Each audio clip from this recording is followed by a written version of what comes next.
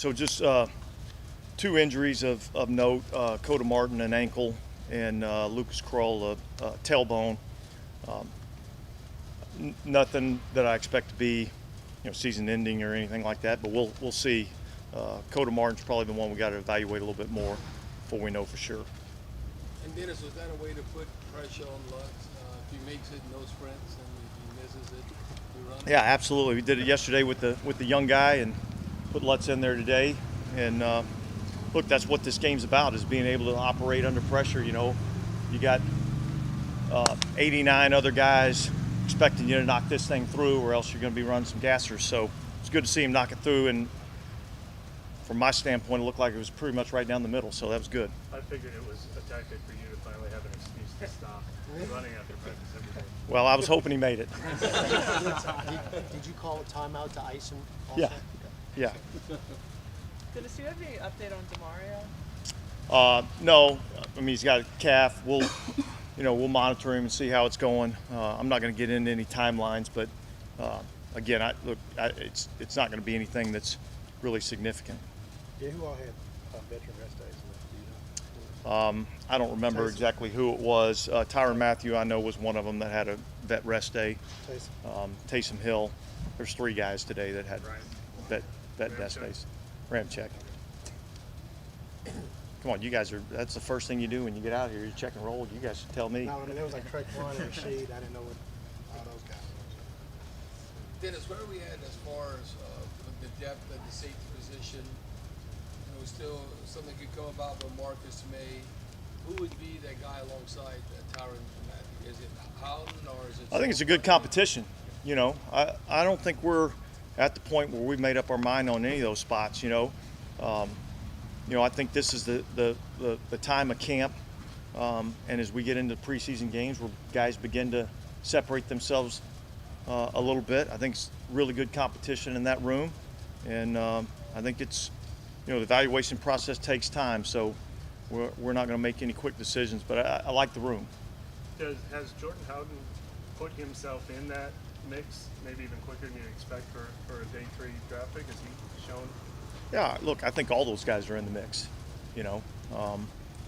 and we're evaluating everything they do on a daily basis, and he's done some good things. There's still some things that you see where he's still a rookie, so he's still learning, but he's getting better every single day and coming out here and working, and so we'll just let the evaluation process play out. I think Marcus Williams started as a rookie. I guess what are some of the challenges in taking at the safety position for a rookie, like getting to the NFL level? It's a big switch. Yeah, I think the biggest thing is, operating in the passing game. Making sure you're putting your eyes in the right spot, because the difference in our league, I think, is there's a lot more intricacy in terms of the route combinations that you see, the ability of the quarterbacks to throw the football, the receivers that you're going up against. So I would say, that position, there's a lot of communication that goes on at that position.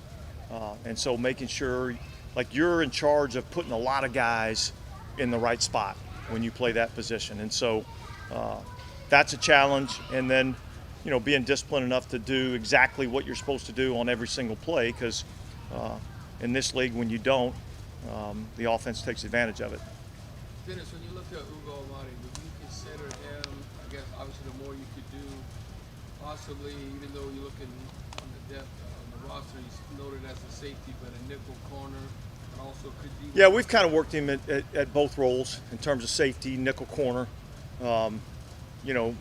You guys know I like a lot of versatility in those guys, and the more that you can do, the more valuable you are to us on game day. I think special teams is going to have a lot to do with where we're at, with that safety position. I think all of those guys have shown some ability on special teams, so that's good to see. I think it's going to be a tough competition throughout the training camp, and there'll be some tough moves at the end. What do you make of Marshawn Lattimore's camp so far? He just seems to stand out every day. Well, I'd say, look, the first thing I'd say is I think his mind is in the right spot. I think he's I think he's competing at a very high level.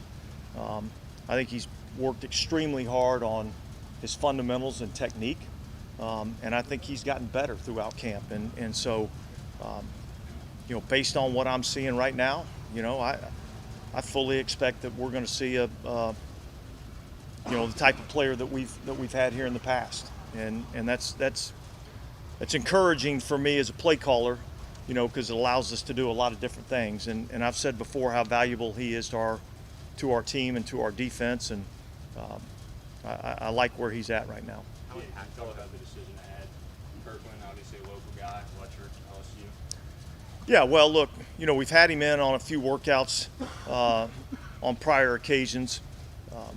He was a guy that we felt like kind of stood out a little bit in the XFL, both as a receiver and really probably in particular as a special teams player. So that's a value that I think he brings to that group that is going to benefit him. So he's a guy that we kind of had our eye on a little bit, was coming back off an injury and is finally healthy. And so, we'll give him a shot, see what he can do. It looks like that battle between Mike and Marshawn is starting to get a little bit more competitive and animated. Like, how does that dynamic help the camp when they're kind of going at it like that? And for Mike just to get those quality looks. I think it's awesome for both those guys. Both those guys are highly competitive. Mike wants to catch every ball. Lattimore doesn't want to give up any catches. And so, those guys working again. I've talked a lot about competition within position groups, but competition amongst DBs, corners, safeties, tight ends, linebackers, running backs, O-line, D-line, that competition, I think, has been good in our camp. Yesterday, Landon Young get work at a lot of different positions. I think that's something that's happening a lot. What's the reasoning behind, just getting all of these linemen kind of crossed? Yeah, well, look, I think it's twofold, right? I mean, I think some of it is we've got some guys that are coming back off of injury, so they've been limited. Ram's kind of, on a little bit of a program where he's going, then he may be a little limited, and then he gets an off day. So the depth in the offensive line has kind of forced us to have to maneuver some guys around. And, you have 8 of them on game day, and, a guy that can play guard, tackle, right and left, center guard, those are valuable commodities on a game day, because it allows you to potentially, maybe add a guy in a different position. Yesterday, Bradley Roby spoke a bit about the challenge that Derek Carr presents with his pre-snap reads and disguise and things. Does that kind of challenge you as well as a defensive play caller and architect? Well, I'd say on Sundays more so than it necessarily does out here. I think right now, look, we have an offensive system that allows a lot of flexibility to the quarterback at the line of scrimmage. And yet when he's checking, we're not really, trying to get to a different defense or anything like that. We're playing the defense called. So probably not as much. The challenge really becomes, offensively when we're in one of these check with me type of systems, typically he's trying to read the coverage and get the best play against that coverage. And so now it puts stress on the defense to be able to execute, knowing that, hey, look, we're going to get some of these plays that are challenging for this particular coverage. And so if we can cover those, then the easy ones, are no sweat. All right, guys, thanks. Thanks.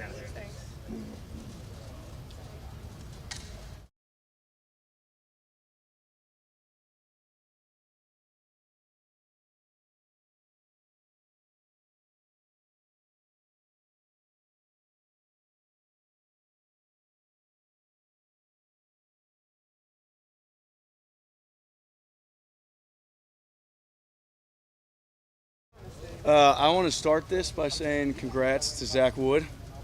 I'm not sure why he did not have a press conference like Cam Jordan, but we're all super excited for him.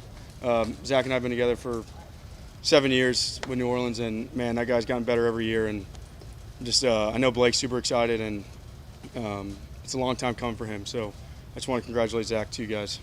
He gave a lot of credit to you and Thomas and Blake Blake as well when we spoke to him here. How did it feel to just kind of see that? Yeah, no, it was really cool. Look, Zach's one of my best friends. He was in my wedding.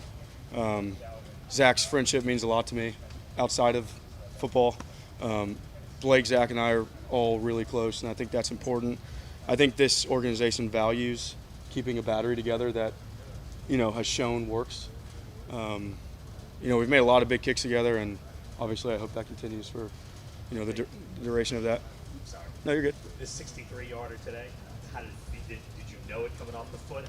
How's it feel to do that? Yeah, I mean, there was a good wind behind me, so Rizzy kind of knows when I'm grooving, and just kind of let me have some fun out there. And look, right now I'm trying to get back to my old ways and kind of find a rhythm. And I didn't have a great day the other day, so I thought today was really important to bounce back and hit the ball well. So overall, I was happy with today, and right now I'm in the business of trying to stack some good days together, and like I said, get back to what I was doing in the past.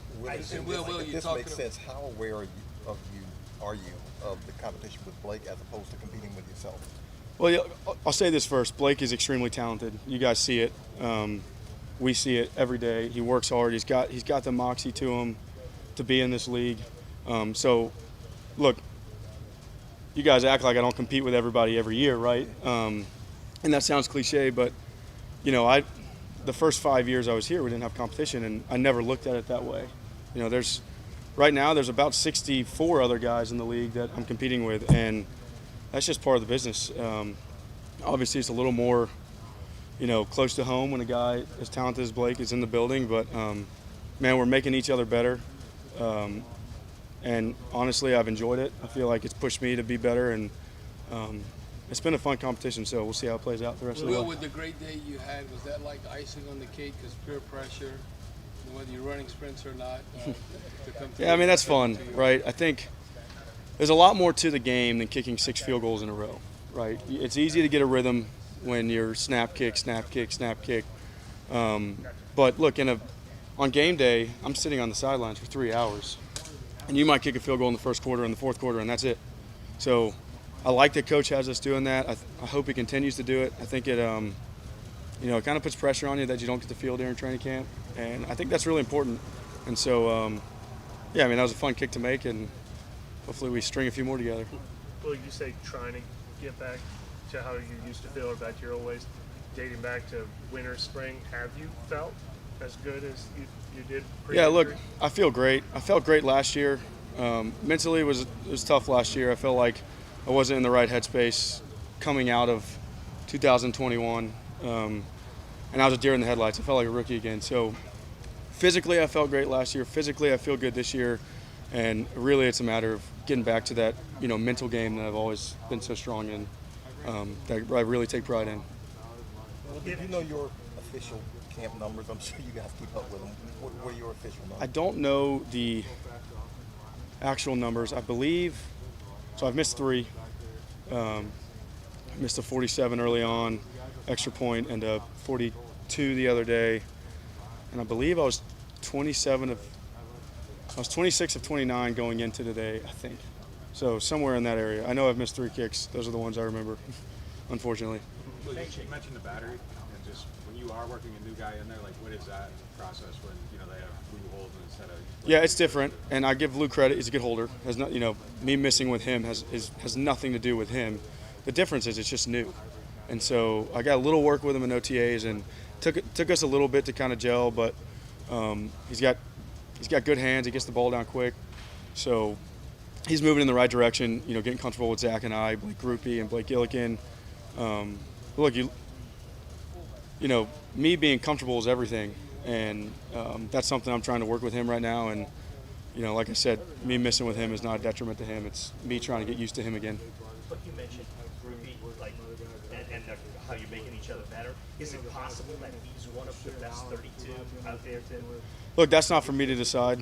I think Blake's really talented, like I said. So my job right now is to take it one kick at a time, make my kicks, and kind of see how it plays out with him. Obviously he wouldn't be here if he wasn't talented, and he's shown it on the field. So that's not really my area to judge. My job is to come in here and make kicks and take that into the season. Will, this is probably a question for Darren Rizzi and others making decisions, but if the nature of your job is even the best make 85%, how do you judge which ones are okay to miss? What you need to see from a kicker, knowing that Yeah. 2 out of 10 might That's be a tough question to answer.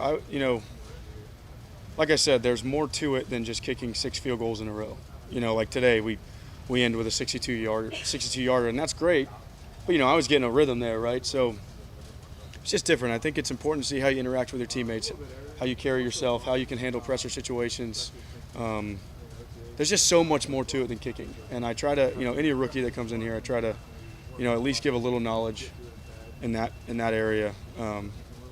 So I mean, everyone's got their, I guess, algorithm that they choose at each position. But yeah, I just think at the end of the day, I got to make kicks, but there's more to it, right? My algorithm is I think you've hit the camera pole or 5 times. Is that something you're aiming for? Are there bonus points for that? It's funny. The pole is in the middle when you're down the middle, but when you're on the right and the left hash, it's not in the middle anymore. So I mean, I kind of do pick. The way I play that pole is I'll say, hey, I'm going to go just left of the pole or just right of the pole, or we're going right at the pole. If I hit it, it's cool, I guess, right? Because you see it hit something, but yeah, I guess I don't really think about it that way. We can't mess up the make or miss if it hits it, though. That's right. It went in, unless you have some crazy sidewinder on there, but none of those. And when I asked you about this when the rule first came about, but are you expecting any change to your approach with the new kickoff rules? Yeah, that's going to be interesting. As far as my approach, no. I still have to be able to dial up a touchback when it's time. But I think that's what preseason's for. I know the special teams coaches talk a little bit. They try to figure out, kind of get the gist of what they're going to do. I mean, I hate the rule. Honestly, I think you're taking one of the most exciting plays in football out. There's already so little returns as it is. Unfortunately, people get paid to be returners, and now you're kind of taking that out of the game. And not a fan of it, but as far as the way we're going to approach it, we'll see how that goes next week, really. I had a range question again. Last year you hit the 60-yarder in England, right? Mm-hmm. And then today, what was it, 62? Today was 62. Yeah. How do kickers talk about whether the relative, in terms of how teams value range, as opposed to all the other things that place kickers do? Is range being more valued, or expectations rising about when it comes to range? Range is important. Leg strength is important, right? You got to be able to show that if it's needed, you can hit it, which I believe I've shown. But obviously, you got to make your kicks inside 55 yards in this league, and I think that's the most important. I think if you ask any coach, you say, hey, my kicker can hit 260 yarders a season, but he's not going to do well inside 50. He's probably going to take the guy that's going to do well inside 50. So, I take a lot of pride in my leg strength. So I think that I've shown that leg strength isn't an issue when it comes to field goals. But right now I'm trying to work on my consistency inside 55. So the long ones are fun, but look, the average kicks every day are the ones that make your money. So my goal is to make those kicks inside 55, and it's icing on the cake when you make the long ones. Do you think that the expected range, though, is going back? In other words, like people could say, well, how important is it to prove you can make one from 60 if you only take a couple of those a year? But would there be more if people show they can do it? Like, it seems like more guys are hitting 60. Well, I mean, it's all strategic, right? No one's going to go out and hit a 60-yarder in the second quarter on 4th and 4 of a 3-point game, right? So there's circumstances. I mean, shoot, you look at a guy like Brett Maher, who set the record for most 60-yarders in a season. Guy's got a fiery leg. Greg Zuerlein's hit a lot in his career. So you got to be able to show that you can do it. But look, some guys who, are arguably the best kickers in the league will go their whole career without hitting a kick longer than 57 yards, and it's just circumstance. So, I've already had, 4 attempts in 7 years. So, and some guys have had 1 in 15. So, I don't think it has anything to do with kickers not being capable of it. I just think there's a time and place for it, and some teams have it and some teams don't. It's time for one more. Perfect. Thank you all.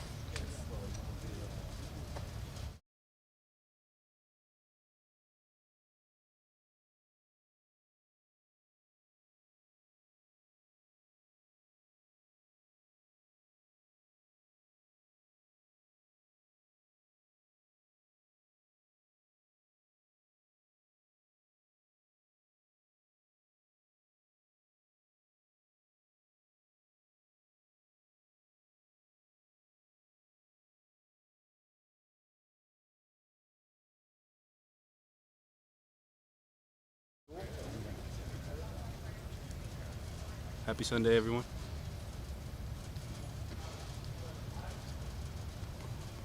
What's been your impressions just coming back and putting some work in the training camp, kind of enter another year?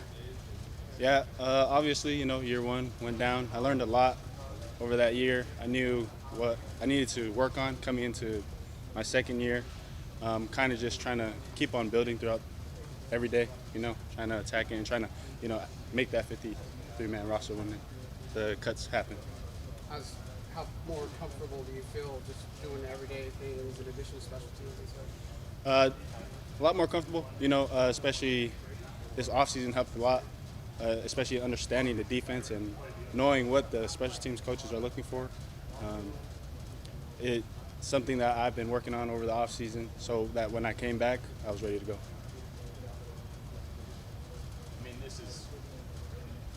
think this linebacker group is top tier, and how hard is it, I guess, to compete against those guys when DeMario and Pete have shown what they're capable of over the years? Definitely, when you have a all-pro linebacker in your core, and then I will say this, Pete is deserving of all-pro, but he's just labeled as an outside linebacker with T.J. Watt and then who are edge rushers. Pete deserves to be in an all-pro discussion, but when you're in a room like that, it brings up the competition level for everyone. So everyone has to rise up to it, or you're not, and if you don't, you're just going to fall off. So having that competition in the room definitely helps everyone. I know everyone feels that pressure of competition in the room, so just knowing that we have DeMario and Pete as like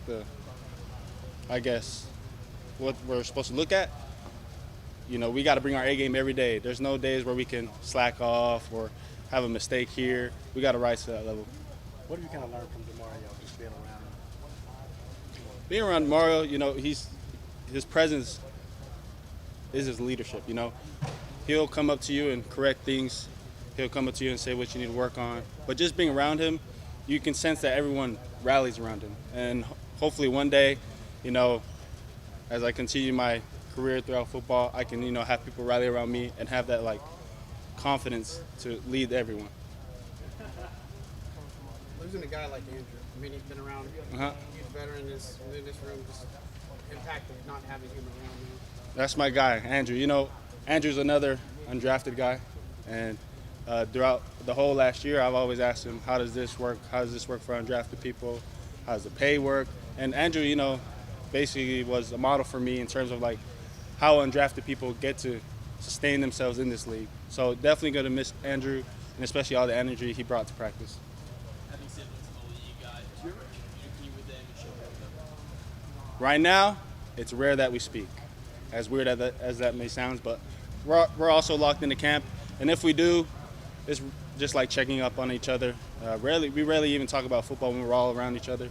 Just kind of like normal day talk, how's everything with their families, since we're all having kids and stuff now. So definitely weird, but it's definitely a blessing to have others in the league and just get their input. So what's it like looking at those cut-up tapes Coach Woods shows you all of the kind of missed opportunities from a year ago? Is it frustrating, or is it encouraging that you're all close and there in position? It's definitely frustrating, but at the same time, it encourages us to come out here and take that out of our game, Not a lot of people get the opportunity to come back and fix it, but having that, knowing that we're all here and we're all in a mission, it definitely gives a sense of we got to fix it, and if we fix it, we're going to be dominant. Do you feel like that's the step you all have to take as a defense? Definitely have to cut out the mistakes and everything, because the only way we can be beat is if we beat ourselves, and if no one's aligned or they have a mental error, that's on us. We got to fix that. How early in camp did they start talking about takeaways, turnovers? This happened in the OTAs, during workouts. It's always been talked about we needed more takeaways. We needed to capitalize on a lot of things. So, having that emphasis leading all the way up to now and continuing to work on it now is definitely going to correlate when it comes to the season. How often do you hear Coach Hodges screaming, punch the ball out, like in bed at night? The whole practice, and then probably when I'm sleeping, even though I don't know, it's just in the back of my mind. Yeah, I know. He's going hoarse. Yes. So this is something you all talked about internally? And throughout the point of emphasis? Yeah, one of the emphasis. Anything else? All right. Thank you. Thanks,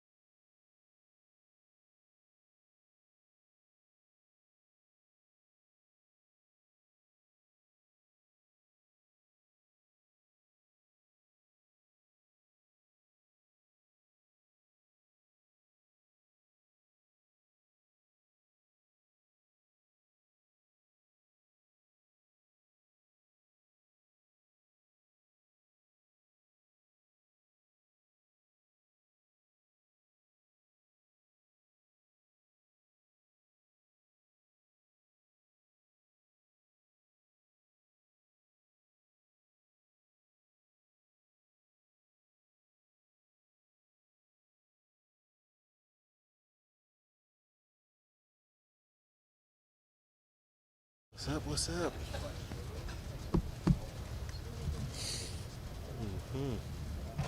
What up? What up? Tano, what have you Shit. seen from this defensive end group early on in camp? Looks like y'all are getting after it a good bit. Yeah. I think we got a lot of good energy in there. We got some young blood in there and good competition.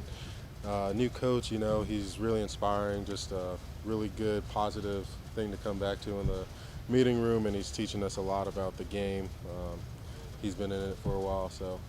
What have you seen from Peyton Turner? It seems like being here from day one, just kind of your confidence and what you've seen noticeably different in it. Yeah, definitely more confidence. He's getting more settled in the NFL in general, and yeah, man, he just goes out there, works, and I think he believes in himself a lot more this year than any other year. So I like seeing that. What are some things that you worked on this offseason and where you might want to improve this season? Pass rush, definitely, and we got a coach that's definitely coaching us to make plays, so we all like that, playing within our system, but also being able to make a play when we see it. And is there any specific reason you switched to 92? Let's- Like a guy you grew up watching from 92 or something? Nah, it was like my original number back in KC and throughout college, and honestly, it got picked for me in high school, so I just stuck with it.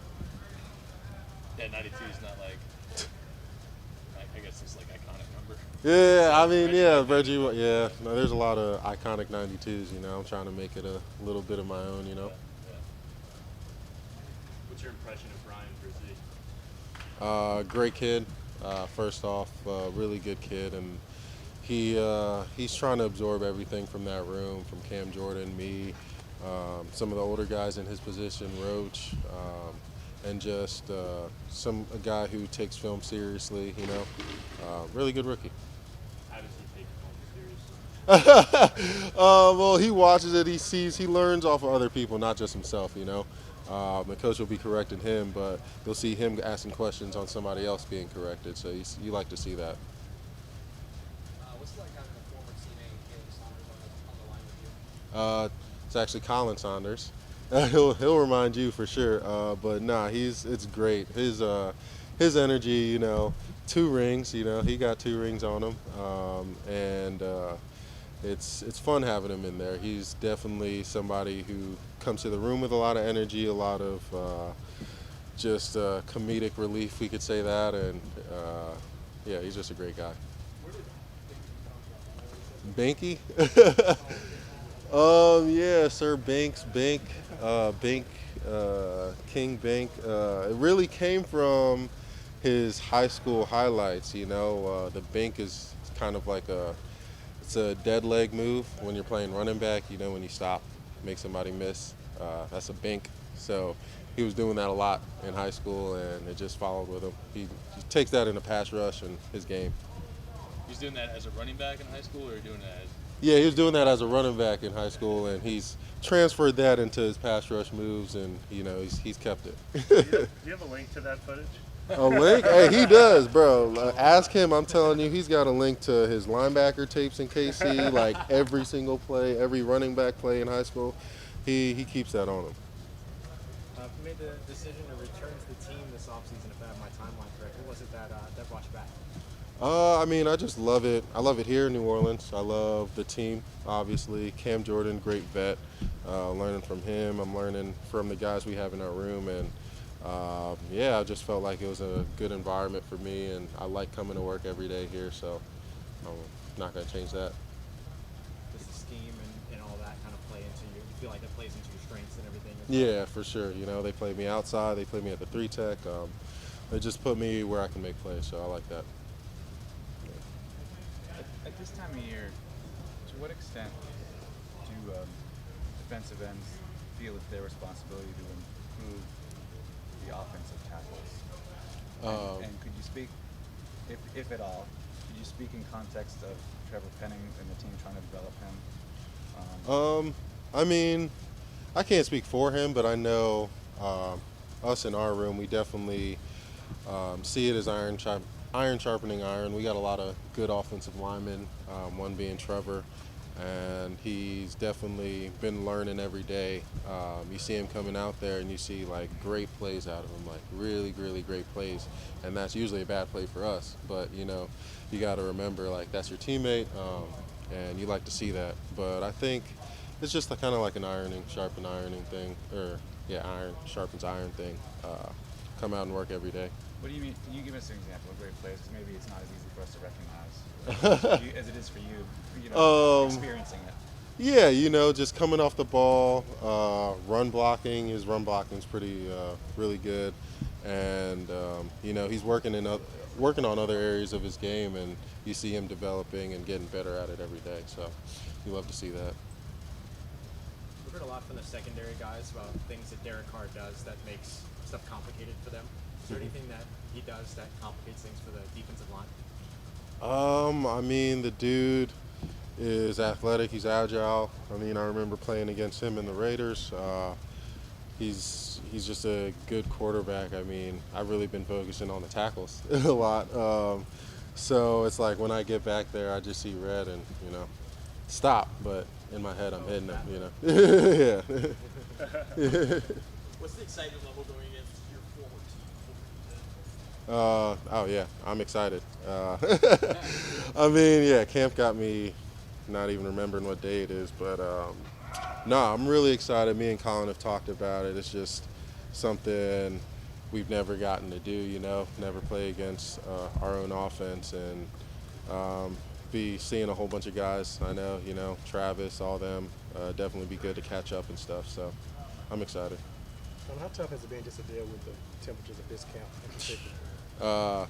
Yeah, it's hard, man. We've seen some guys go down, and it's really a full-time job to hydrate. And then once you hydrate, you got to balance that out with like waking up at 2 a.m. to go use the bathroom and like trying to keep your sleep on. And yeah, it's been a lot. It's more than just sweating. You know, all you guys grew up with football. Is it really different now? The heat? Yeah. Yeah, dude. I mean, I couldn't even imagine doing 2-a-days. I mean, I didn't grow up here, but still, like, in some of the heat, I was back in PA. It was some of the hottest days they've had out there. And, yeah, some of the 2-a-days, the crazy standards coaches used to have, like not drinking water was tough. It's like, no, that's just not smart. But, yeah, no, it's definitely a different heat. What has Todd Grantham brought to the room, maybe that's a little bit different for the defensive line this year?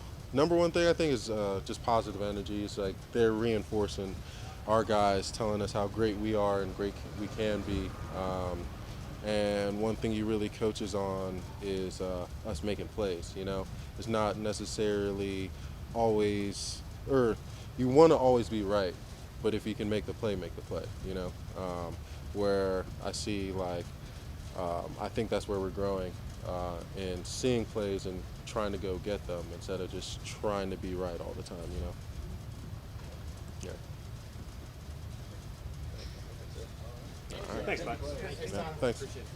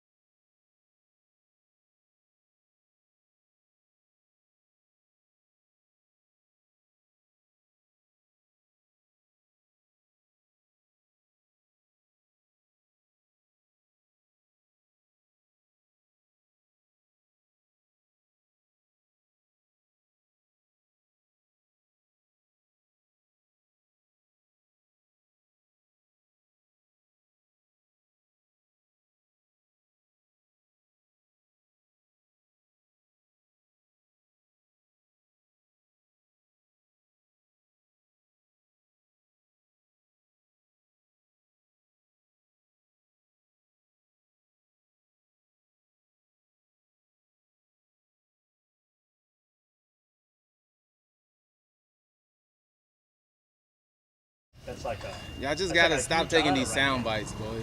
Like mean y'all sound are the enemies right now.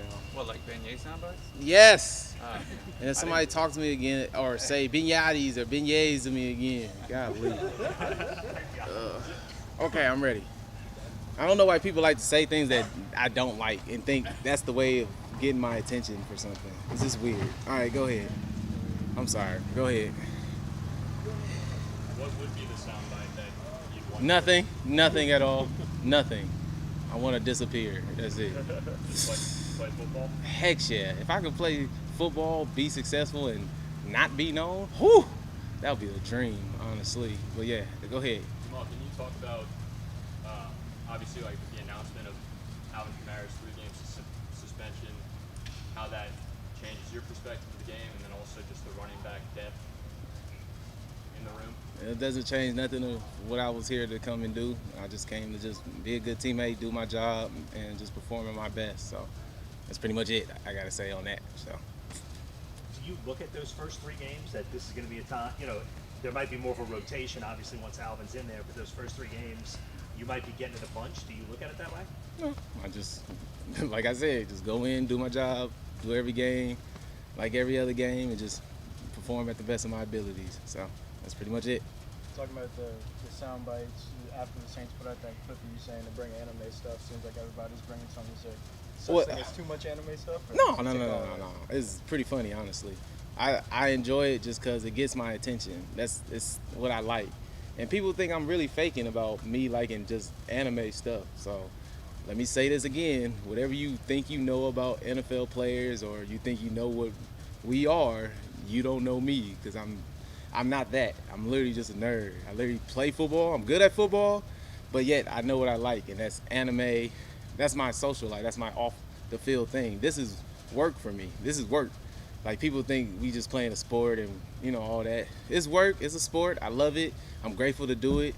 And I knew what I was good at, and I knew I was good at playing football. But at the same time, I know what I like off the field, and I'm just a nerd. I literally walk around, running around like a ninja. I literally watch anime every day. Like, that's me. So when people bring it out and fans bring me like just anime things and they point it out to me, I see that. And that to me shows a sign of respect and an acknowledgement of they see me as a person, not just as a football player, but as Jamal Williams.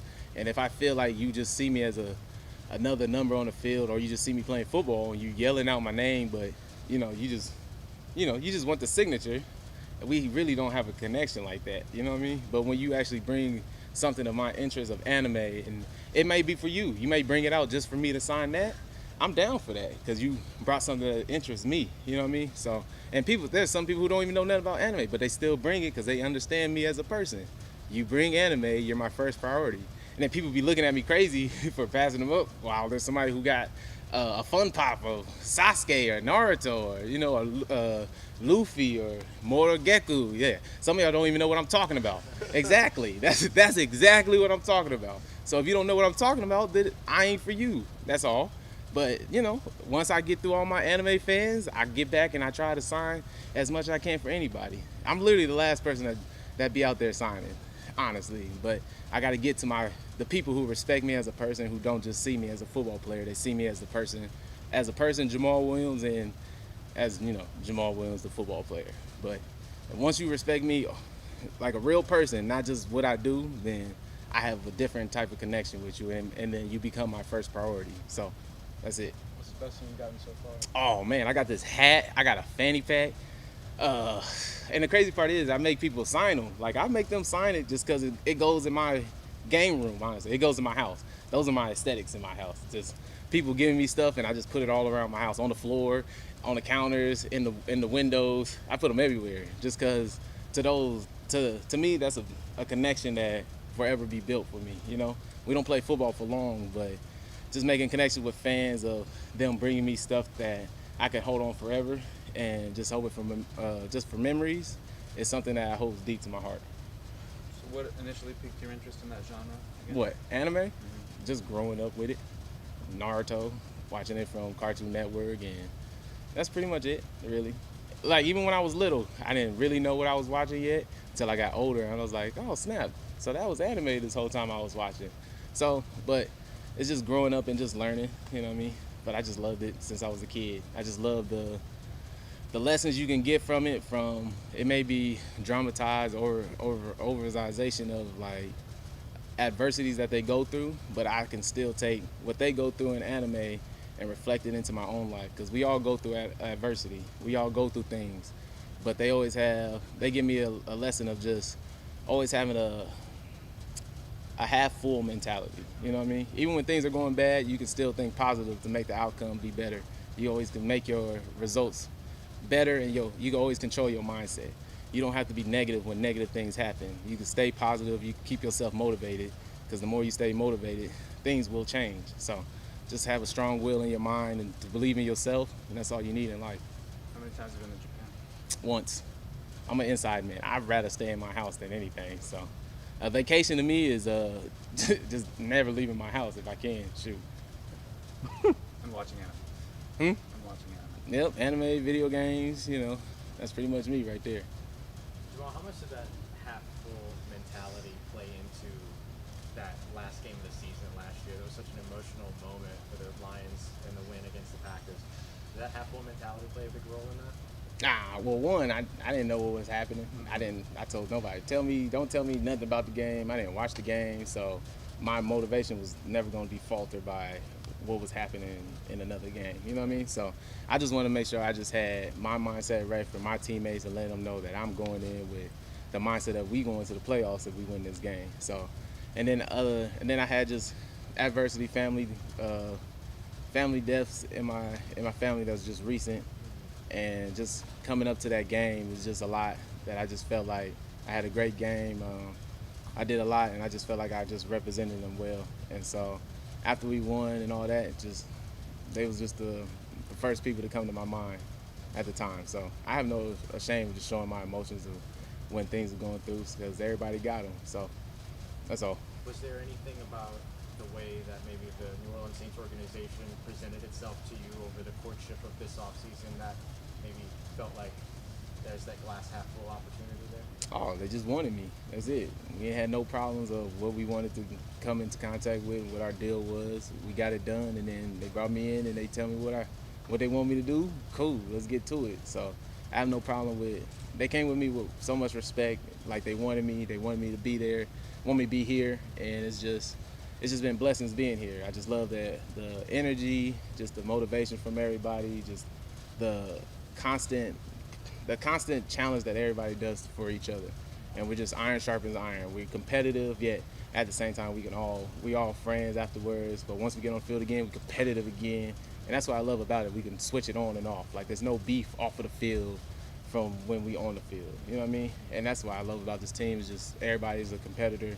Everybody wants to be the best in their position and just be the best them. So we're just challenging each other, but at the same time, we know we're just getting ready to be a great team. Have you gotten a good sense yet? There's not a lot of padded practices, but what it might be like this season to run a design run behind wherever Trevor Penning is blocking? I gotta say, I do love the line. They just, and linemen in general, they have so much personality that I wish I did have, but it takes a minute for me to bring mine out. But they just great people. I just love how our line is moving the ball. Our line get off the ball, and they really make holes for us. So I just know the more and more we get comfortable with each other, they'll see, how I run, how I want to get through. But they make it so easy to get in, running the ball, that I feel like I won't have to make drastic decisions. I just be out there just making plays. So I'm just grateful to be here with them. It's time for one more. Jamal, what's your relationship been like with Kendrick Miller? Is he a guy who asks a lot of questions? Do you have certain advice you'd like to pass on to rookies? Yeah, I just try to just tell them, just keep playing like it's your last play. Don't come in lackadaisical. Don't come in like it's college and you the man. Because here, you're a rookie, so you're gonna get tested.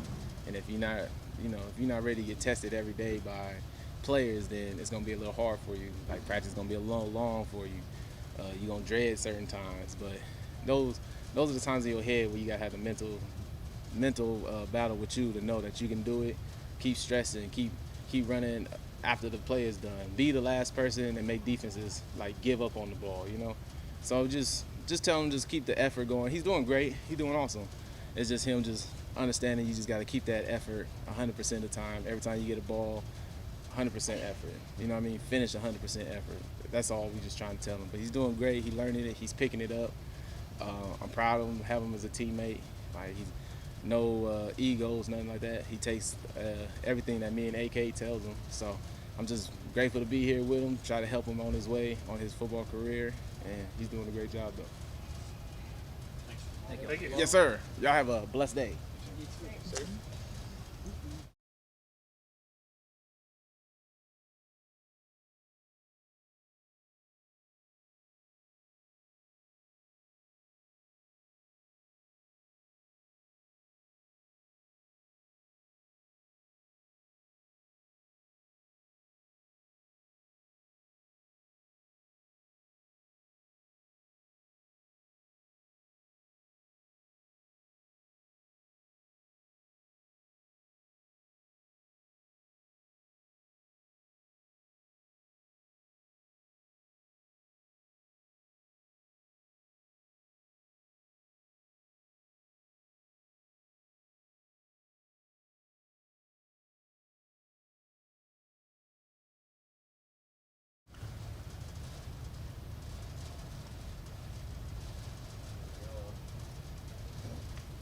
Good?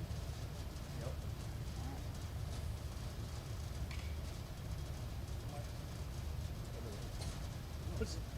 What's the biggest change you noticed in yourself this year? I mean, I know you've been around for a while, but I mean, what areas of your game are you still evolving? I say the biggest change for me is mentality. Don't get complacent. Getting better each day and every day. Just bringing the intensity to the defense. My whole objective is to make my teammates better, make everybody else better around me, and make myself better. So that's what I'm doing every day. Yeah, I think DA mentioned what you weighed when you first came here, what you weigh now. Obviously, it's been an evolution to be more of a power player, more of a run defender. Was there a certain year or years where you took big steps in that department, or that's just sort of slowly, gradually? What you mean by big step? Like to make run defense and power a big part of your. I mean, you know, when I first came in, I probably was like 250, and each year I gained probably 10 pounds. So each year going into the off season was to get bigger and stronger, to coming back for the full season next year. So, you know, that played a huge part in stopping the run and being physical throughout the all 16 games. So, you know, this year was more of maintaining and come back, be more ready for the season. Where do you feel like Peyton Turner is in year 3? How do you feel like he's progressed? Yeah, I feel like he's doing good out there. You know, his first step is like unbelievable. Peyton is playing with confidence right now, and you know, throughout the rest of the training camp, all we're trying to do is build that confidence. So going into the season, so he needs to keep doing what he's doing and come every day with it. Tana was just out here, spoke a little bit about Todd Grantham and kind of giving the mentality of making plays, not necessarily worried about being right, but making plays. How does that play into maybe your play style as well as the personalities on the defensive line? I mean, it plays a huge part. You know, not overthinking. You know, being on the field is like a split decision when you out there, so you ain't got time to think. So he wants you to go out there, play fast, and do your job to the best of your ability. You feel like everybody takes that pretty well? Yes. You know, we got to take the coaching. If you want to get to where you want to go, you know, you got to trust in the process. When you mentioned the responsibility of making teammates better, number 70, Penning, trying to make him better. Yeah. You know, my job every day is to come with it. You know, I got to do a job, and he got to do a job at the end of the day. So I'm trying to make him better. You know, that's the starting tackle right now. So he getting first team reps. So you know, the best got to go against the best, and iron sharpen iron. So every day I'm gonna come with it. He gonna come with it, and we making each other better. Yeah, what's he doing? Wow. What's he doing? So what he doing well right now, he coming off that ball. So, you know, in the run block, he's moving blockers. He's moving his feet pretty well. He got that mentality. He's just trying to maul people. So he's like a big bear. So if you in his way, he going to move you out the way.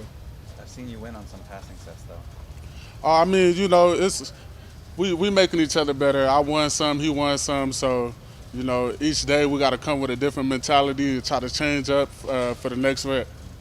It's a lot of pressure though on a player, huh? You know, he's almost still like a rookie in terms of experience, and the #1 free agent was the quarterback. So. Yeah, so yeah, he got a big job to step up this year. You know, staying healthy and coming out there, taking them reps and to protect Derek Carr. So that's a big job to do. You know, you can't let nobody touch the quarterback, and I think he's gonna do wonderful at that. Carl, you've been through several of these camps before. How different is the heat to deal with this going around? Man, it's hot out there, man. But you know, it's preparing us for the season though. It start off with a mentality. Everybody's hot, trainers hot, players hot. So you know, this time around, we got to do something different. We can't keep doing the same things, getting the same result. So we got to lock into the process, trust the process, and then go out there and do our job. What kind of advice do you give to a young guy like Brian? Say that again. What kind of advice do you give to a young guy like Brian? I just say, man, just stay focused. Stay with your head down. It's gonna be a grind, but you know, never give up. You know, just continue to trust the process. You're gonna have some bad days. You're gonna have some good days. Don't ever get up and down, and just stay locked in. What's the communication like off the field within the defensive line room? You know, a group that rotates so much. How important is it to build that chemistry and communication so no matter who you line up with? I feel like it's very important to have that communication because at the end of the day, we a team, and it's no individual assets into this defense. So we a team. So you know, throughout OTAs and camp and everything, we try to bring everybody together so we can know one another, and we got each other back. So off the field, you know, we go out to eat, we spend that time together, and we try to build that chemistry. So on the field, it just clicked. So, you know, certain players have style and they're known for certain things, right? And so in your early years, I think maybe people saw your great asset as speed and agility and stuff like that. And you seem to be working really hard on like gaining weight and building strength. Yeah. Was the speed, did people perceive the speed to be your asset because you felt like you had a strength deficit, or do you think the speed will always be your asset and you're just trying to get stronger? Honestly, I don't really care about what everybody else thinks. I just go out there and try to play hard and just try to have a motor. Try to go every play 100 miles per hour, not stay on blocks, get off blocks, and you know, win with technique. That's the biggest thing that I'm trying to focus on right now on this technique, and continue to just to have that mindset just to come out and destroy my opponents. So speed comes with it. I'm a little shifty too, but my #1 thing is stopping the run so we could have some fun. Was there anything last year besides just opportunity that really helped, you know, clicked in for you, or? Really, last year, in the last few years, it was all about doing my job. You know, obviously the opportunity presented itself, but my job was to play my role, and that's what I came to work every day to do: play my role, be ready for the next man to come up, and when it's your time, you just got to be ready for it. So, you know, I was just staying focused and staying locked into the game plan, and whenever my name was called on, I was going to be ready for it. A couple weeks ago, DeMario talked to us about some of his off-the-field issues that he had in college, and you know, if you don't want to talk about anything that you don't want to talk about, it's fine, but did you learn anything from what happened when you were coming into the league? Was there a moment where it was like, oh man, like my opportunity could be gone?